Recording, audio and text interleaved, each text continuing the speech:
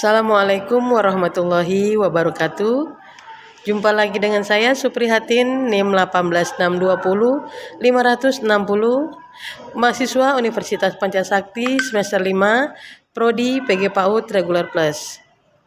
Video ini adalah tugas UTS semester 5, mata kuliah Profesi Keguruan dengan tema Profesi Keguruan dalam Mengembangkan Siswa dengan dosen pengampu Dr. Anda Rizawati MSI. Guru adalah pendidik profesional dengan tugas utama yaitu mendidik, mengajar, membimbing, mengarahkan, melatih, menilai, dan mengevaluasi peserta didik pada pendidikan anak usia dini, jalur pendidikan formal, pendidikan dasar, dan pendidikan menengah. Dosen adalah pendidik profesional dan ilmuwan dengan tugas utama mentransformasikan, mengembangkan, dan menyebarluaskan ilmu pengetahuan, teknologi, dan seni melalui pendidikan, penelitian, dan pengabdian kepada masyarakat. Profesi kependidikan, khususnya profesi keguruan, tugas utamanya adalah melayani masyarakat dalam dunia pendidikan. Maka profesionalisasi dalam bidang keguruan mengandung arti peningkatan segala daya dan usaha dalam rangka pencapaian secara optimal layanan yang akan diberikan kepada masyarakat. Ciri-ciri profesi keguruan. Yang pertama, jabatan yang melibatkan kegiatan intelektual. Yang kedua, jabatan yang menggeluti suatu batang tubuh ilmu yang khusus.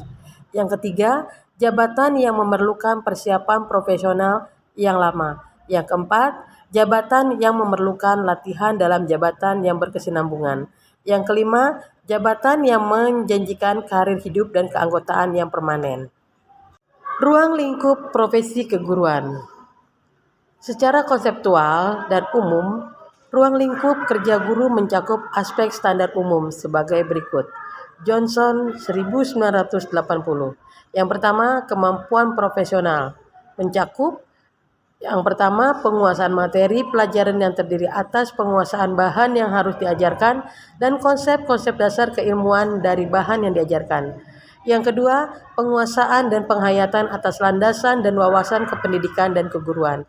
Yang ketiga, penguasaan proses-proses kependidikan, keguruan, dan pembelajaran. Prosedur pengembangan rancangan pembelajaran. Kegiatan dalam menyusun rancangan pembelajaran mencakup yang pertama, analisis kurikulum. Yang kedua, menyiapkan tujuan instruksional. Yang ketiga, rancangan kegiatan pembelajaran. Yang keempat, perencanaan evaluasi. Kedua, pengembangan rancangan pembelajaran. Yang pertama, hakikat proses pembelajaran.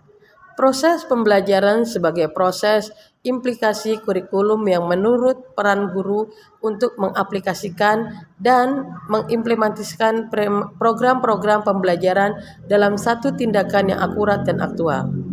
Pembelajaran sebagai inquiry refleksi mengandung makna sebagai proses sintesis analisis. Dengan kata lain, proses pembelajaran ini menekankan unsur aktivitas dan dinamika proses yang harus dipahami dan dihayati oleh seorang guru. Perkembangan pribadi dan sosial. Perkembangan pribadi menyangkut konsep diri, emosi, independensi, dan tanggung jawab. Dalam aspek-aspek konsep diri, siswa masih cenderung berorientasi pada diri sendiri serta keinginan untuk menonjolkan diri masih cukup tinggi. Pelaksanaan pembelajaran dan manajemen kelas. Proses pembelajaran adalah proses membantu siswa belajar yang ditandai dengan perubahan perilaku baik dalam aspek kognitif, afektif maupun psikomotorik. Ketercapaian tujuan pembelajaran dapat dikatakan sebagai dampak dari proses pembelajaran. Dampak pembelajaran dibedakan dalam dua bagian.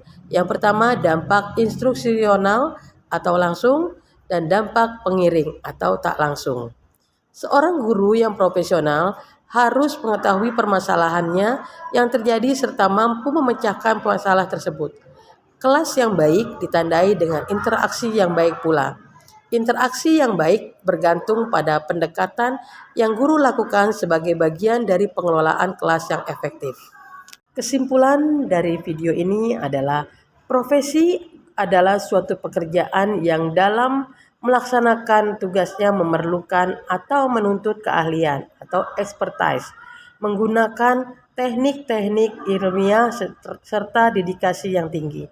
Profesi keguruan merupakan pekerjaan yang membutuhkan keahlian dan pengetahuan. Selain itu, seorang guru harus benar-benar profesional dalam menjalankan pekerjaannya, karena tugas seorang guru adalah melayani masyarakat dalam dunia pendidikan.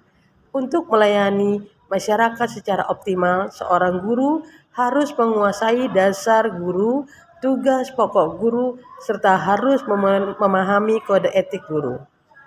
Demikianlah video ini. Lebih dan kurangnya saya mohon maaf apabila ada kesalahan dalam penulisan ataupun dalam pengucapan. Wabillahi taufiq wal hidayah. Wassalamualaikum warahmatullahi wabarakatuh.